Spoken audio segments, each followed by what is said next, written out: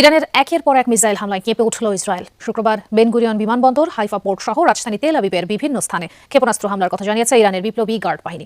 Missile ছোঁড়া হয় কাতার, Bahrain সহ আরব দেশগুলোতে মার্কিন ঘাঁটিতে। এদিকে ইরানের পররাষ্ট্রমন্ত্রী আব্বাস আরাগচি হুঁশিয়ারি দিয়ে বলেন, কোনো ধরনের যুদ্ধবিরতির জন্য আহ্বান জানায়নি ইরান। সমঝোতা নয়, বরং শেষ পর্যন্ত লড়াই চালিয়ে যাওয়ার লক্ষ্যেই ইরানি যুদ্ধ করছে বলেও জানান। খোররাম শহর, খাইবার আর ফাতার মতো একের পর এক মিসাইল ছুটে যাচ্ছে ইসরায়েলি ভূখণ্ড লক্ষ্য করে। শুক্রবার অভিযানের পরিধি আরও বাড়িয়েছে ইরান।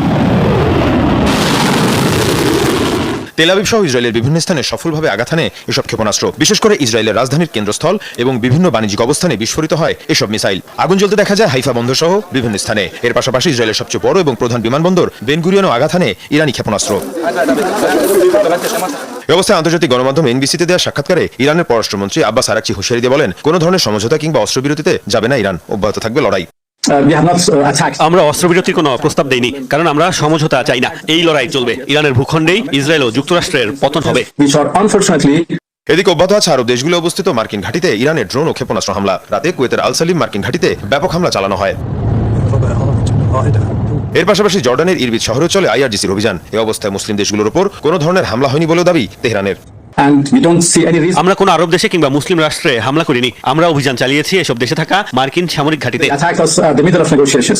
এর পাশাপাশি বাহরাইন ও সংযুক্ত আরব আমিরাতে হামলা চালিয়েছে আইআরজিসি। শুধু কাতারে ছোড়া হয় 14টি ব্যালিস্টিক মিসাইল ও 4টি ড্রোন। আরব আমিরাতের বিভিন্ন স্থান টার্গেট করে 150 ড্রোন ও মিসাইল ছোড়া হয়।